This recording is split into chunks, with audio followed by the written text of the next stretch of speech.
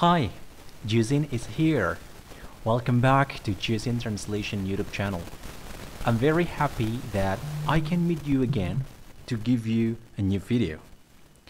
In this video, we are going to learn an intermediate English grammar lesson. Ini adalah video untuk kalian yang sedang mempelajari grammar bahasa Inggris tingkat menengah.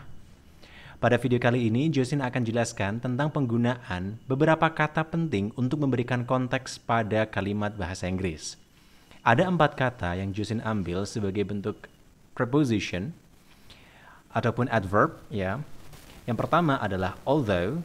Nah, ini bacanya although. Jadi GH di belakangnya tidak dibaca. Although, though, in spite of, dan despite. Nah, 4 kata ini sebenarnya artinya seperti apa dan bagaimana penggunaannya ketika kita menggunakan dalam bahasa Inggris. Oke, langsung saja kita bahas bersama-sama. Tapi sebelum itu, Juzin harap kalian bisa bekerja sama untuk share video Juzin Translation ke teman-teman kalian yang belajar bahasa Inggris supaya lebih banyak lagi yang bisa gabung dengan kita. Kita akan pastikan kita akan memberikan konten terbaik buat kalian. Oke, let's get started. Sebagai pendahuluan, kita akan mempelajari ragam kata yang termasuk dalam kata hubung, yakni conjunction, dan juga kata depan, preposition. Nah, mungkin kalian berpikir, apa sih yang sebenarnya dinamakan sebagai conjunction dan juga kata depan? Oke, kita mulai dari conjunction. Ini adalah kata yang berfungsi untuk menggabungkan kata. Nah, kata yang berfungsi menggabungkan kata. Misalnya, kamu dan aku. Kata dan itu menggabungkan kamu, aku. Kemudian menggabungkan frasa. Menggabungkan frasa misalnya, oke. My mother in the office and my father in the home. Jadi, ibu yang ada di kantor dan ayah yang ada di rumah. Ini menggabungkan frasa ataupun menggabungkan kalimat. I am hungry but my sister is not hungry. Itu menggabungkan kalimat. Nah, ini adalah fungsi dari conjunction. Sedangkan preposition adalah kata yang mendahului kata lain sebagai awalan frasa, di mana frasa ini berada dalam satu kelas kata. Nah, kalau diawali oleh preposition, maka menjadi frasa tertentu. Misalnya, contohnya, house. House adalah kata benda. Tapi kalau kita sebut in the house, di dalam rumah, frasa ini menunjukkan keterangan tempat. Seperti itu. Itu adalah fungsi dari preposition. Semoga dengan penjelasan clear ini, kalian bisa membedakan mana yang conjunction dan mana yang preposition. Oke, Juzin akan kasih kalian contohnya. Bulan lalu, Mariamah mengunjungi rumah neneknya di Semarang. Waktu itu hujan terus, tapi dia tetap menikmati waktu. Dalam hal ini, kita bisa bilang seperti ini. Jadi kita paraphrase kalimat yang sudah Juzin berikan. Meskipun turun hujan, Mariamah menikmati waktu di rumah neneknya di Semarang. Oke. Atau meskipun hujan, Mariamah menikmati waktu di rumah neneknya di Semarang. Ada 2 opsi. Yang pertama, meskipun terus hujan, meskipun hujan. Ini adalah adverbial phrase atau anak kalimat. Sekarang kita terjemahkan ke dalam bahasa Inggris. Oke ya. Last month, Mariamah visited her grandmother's house in Semarang. It kept raining, but she enjoyed the time. Oke, untuk mengatakan meskipun atau reasoning di sini, kita bisa gunakan 3 kata. Although it kept raining, Mariamah enjoyed the time in her grandmother's house in Semarang. Yang kedua, in spite of the rain, Mariamah enjoyed the time in her grandmother's house in Semarang. Yang ketiga, despite the rain, Mariamah enjoyed the time in her grandmother's house in Semarang. Jadi, sebagai catatannya adalah, although, in spite of, dan despite memiliki arti yang sama, yaitu apa? Meskipun. Oke, tetapi pasti ada perbedaannya.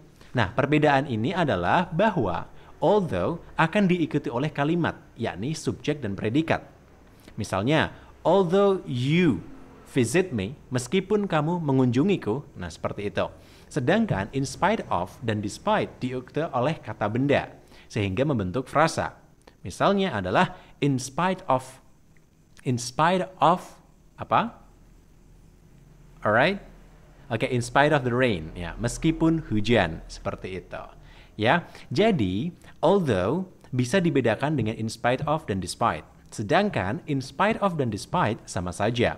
Bedanya hanya kata mana yang diikuti oleh kalimat dan kata mana yang diikuti oleh frasa. Seperti itu. Kita akan membahas satu persatu. Oke ya. Although bergabung dengan subjek dan predikat sebagai anak kalimat. Kalian tahu nggak sih apa itu anak kalimat? Anak kalimat itu kalau dalam bahasa Inggris biasanya kalimat yang ditambahi oleh preposition. Misalnya sebelum makan. Nah, sebelum saya makan, sebelum adalah prepositionnya, saya adalah subjeknya, dan makan adalah predikatnya. Tetapi, ketika Jocelyn bilang seperti itu belum clear. Maka kita butuh kalimat intinya. Sebelum saya makan, saya mandi dulu. Nah, saya mandi dulu itu adalah induk kalimat atau inti dari kalimat. Sehingga, sebelum saya makan hanya berlaku sebagai penjelas dari induk kalimat. Is it clear? Oke, Jocelyn akan kasih kalian contohnya. Although Mira didn't say anything, I knew she wasn't okay. Meskipun Mira tidak mengatakan apapun, aku tahu dia tidak baik-baik saja. Nah, kata although itu berlaku diikuti oleh Mira sebagai subjek, didn't say sebagai verb. Dan although Mira didn't say anything, kemudian koma, ini menunjukkan bahwa kalimat ini merupakan anak kalimat, seperti itu. Atau contoh yang kedua, although I didn't win the competition, I didn't feel disappointed at all. Meskipun aku tidak memenangkan lomba, aku tidak merasa kecewa sama sekali. Oke, although diikuti oleh subjek I, kemudian didn't win. Alright? Nah, sebelum kita masuk pada kalimat intinya, kita gunakan koma. Seperti itu. Nah, kita juga bisa mengubah posisinya. Kita taruh anak kalimat di bagian belakang setelah kalimat inti. Dan ketika itu, kita tidak memerlukan koma. Contohnya, Linda came into class although she was under the weather. Linda masuk kelas meskipun dia demam. Jadi langsung. Atau contoh yang kedua, Martha felt okay with the job although she received low salary. Martha merasa tidak ada masalah dengan pekerjaannya meskipun dia menerima gaji rendah. Sebagai catatan, although, subject, dan verb, kemudian subject verb selalu gunakan koma sebelum kalimat inti bila ingin meletakkan although di depan. Dan susunan kalimatnya subject verb, although subject verb tidak perlu gunakan koma jika meletakkan although di tengah atau setelah kalimat utama. Nah, ini adalah salah satu bentuk penjelasan agar kalian tahu bagaimana menyusun kalimat dengan menggunakan kata depan. Kemudian, in spite of atau despite. Ya, yang kedua kata ini sama-sama berarti meskipun. Bedanya dari dua kata ini diletakkan mengikuti kata benda. Jadi in spite of dan despite itu mengikuti kata benda. Kata ganti pronoun like this, that, what itu juga boleh. Ataupun verb ing langsung sebagai gerund. Contohnya bagaimana nih Kak? Oke, Jocelyn akan kasih contohnya. In spite of, despite the snow, we kept going out. Meskipun salju, kita tetap pergi keluar. Gitu. Jadi meskipun ada salju, kita tetap pergi keluar. Gitu. Bisa nggak kita ganti menjadi although? Bisa. Misal, although it snowed. Nah, it menuju sebagai subject dan snow menjadi verb. Although it snowed, we kept going out. Gitu. Oke. Kemudian, despite or in spite of coming late. Nah, ini diikuti oleh gerund. Andra didn't feel guilty. Meskipun datang telat, Andra tidak merasa bersalah. Contoh yang ketiga, she wasn't well, but in spite of or despite this, she went to work. Dia tidak enak badan, tapi meskipun demikian, dia pergi kerja. Tetap, gitu.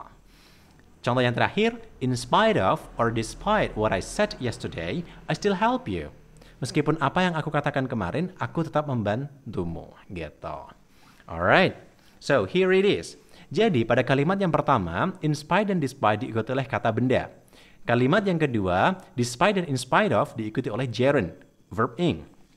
Pada kalimat yang ketiga, in spite of dan despite diikuti oleh pronoun. Dan yang terakhir, in spite of dan despite of ini diikuti oleh noun phrase. Oke? Noun clause, diikuti oleh noun clause. Nah, kita akan masuk pada penjelasan though dan although. Kita bisa menggunakan kata though sebagai kata ganti although. Bedanya apa? Kita letakkan kata though di belakang kalimat atau di tengah. Biasanya ini merujuk kepada bahasa Inggris yang lebih casual. Contohnya bagaimana, Kak? Oke, Justin bakal kasih contohnya. He didn't answer my questions, though he took a long time to explain. Dia tidak menjawab pertanyaanku meski dia menghabiskan waktu lama menjelaskan. Atau, I couldn't still access my laptop, though I had fixed it. Aku masih nggak bisa mengakses laptopku meski aku sudah memperbaikinya. Nah, ketika though di belakang, ini mengartikan bahwa kalimat itu memiliki makna yang berbalik dari pernyataan awal. Jadi, idenya adalah kontras, keterbalikan gitu. Your house isn't that large. Jadi, rumahmu tidak begitu luas. I like the furniture placement though. Nah, gitu. I like the furniture placement though. Tapi aku suka penampilan furniture-nya gitu. Jadi ketika kita bilang I like the furniture placement though, itu sama dengan but I like the furniture placement. Seperti itu. Contoh yang terakhir di sini, I see them every day. I've never spoken to them though. Gitu. I see them every day. I've never spoken to them though. Aku ketemu mereka setiap hari, tapi aku tidak pernah bicara dengan mereka. Seperti itu. Ini adalah penggunaan 3 kata penting. Jadi mulai although, in spite of, dan despite, kemudian though dan although dalam bahasa Inggris untuk level yang intermediate. Jadi dengan memahami 4 kata ini, semoga kalian bisa mengeksplorasi lebih banyak konteks kalimat dalam belajar bahasa Inggris, terutama untuk English formal. Ya, this is really important, essential for you to practice and to implement all of this in your work. Maybe that's all untuk video kali ini. Justin akan ketemu lagi sama kalian di video yang lain. Tentu saja keep watching our video and don't forget to share this video to your friends. Maybe that's all, and the last I say here, see ya international and sociable people. By then, dadah!